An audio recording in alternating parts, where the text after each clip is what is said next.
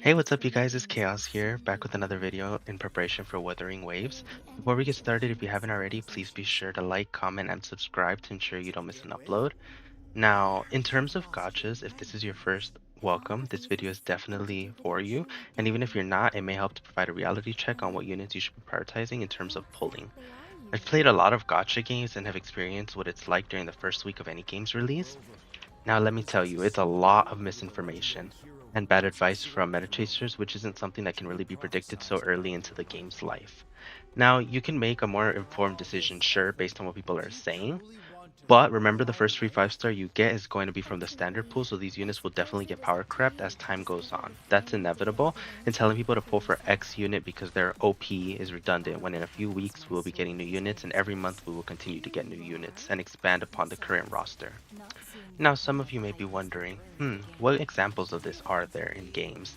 Well, if we take a look at Genshin Impact, for example, the first 5-star you get as a healer is Chi-Chi. Now, do you see anybody still using Chi-Chi nowadays? Barbara, who's a 4-star, came out a while later, who's a healer. She's actually amazing and free. Next thing you know, we got Bennett. That's another 4-star who's amazing, and he's a support. Now, you're probably telling yourself, oh, well, that's just one example. What other examples are there? Well, another example is in Star Rail. If you look at the 5-star healer we have in that game, even looking at Bailu, comparing her to Natasha, Gallagher, or even Lynx, she definitely fell off in terms of her support and her capabilities just because of the fact that she can't cleanse debuffs and her heals may not even be as strong. Especially compared to someone like Gallagher, his performance is so great compared to her, it makes it kind of pointless to choose her. So it's like, why pick a 5-star when you have a 4-star who does their job way better, you know?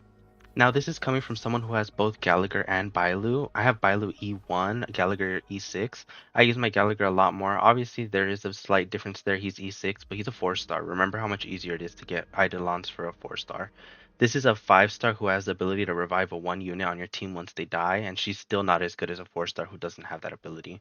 Because when you have Gallagher, I mean, none of your units are even going to die, so what's the point of having that skill? Now, let's bring the discussion back to Wuthering Waves. So, who do I think would be the best to pull for? The right answer, I mean, I'm going to be honest, there's no right answer. Just pick whoever you want.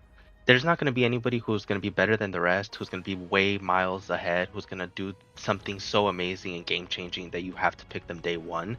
Just pick your favorite, pick whoever you're actually going to want to use in the long run, who you can see yourself using in the long run, because at the end of the day, whoever you pick is bound to get power creep sooner or later, and it's harder for your favorite to feel like they're falling off compared to someone who you pick just because they're meta.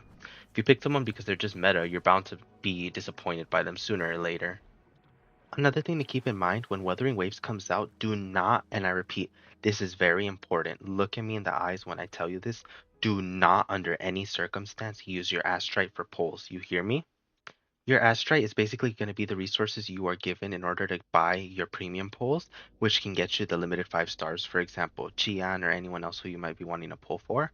So definitely don't use your Astrite in order to pull for the standard banner because you're close to pity. Save those pulls and use them to the 5-star. Do not use them on any other banner. You may be thinking, oh, I'll just farm some more. It's okay. Let me just do a couple of pulls. Do not. Even if it's just a couple, that's how it starts. And the next thing you know, you're going to be doing 30 pulls into a standard banner and you're going to regret everything that you did. So please keep that in mind. Do not use any of those Astrite for that banner. Only use them towards the limited 5-star banners, as that's going to be where you can build your pity and build for the units that you actually want to get. I hope this video has helped cleared up any confusion for any of you who are new to gacha games or who this is your first gacha game, or even if it's not your first gacha game, I hope you can just make a better and more informed decision for who to get for your first unit, just because I know a lot of people are definitely trying to plan out what they're going to do day one, and it's definitely good to have a game plan, but again, just keep in mind that meta isn't really going to be a game plan, because later down the line we're going to get better units, so like I said, just pull for your favorite. Go for the one you like, go for whoever is visually appealing to you and who you're actually going to want to use and play as. Please, just so that you can be happy. I hope this video was helpful in some way and gives you guys a better idea of who to pick when it comes time to select a 5-star. Just remember that several gachas can exist at the same time, so let's support Wuthering Waves as much as we can for their release, and I'll see you guys in the next video, and have a great day.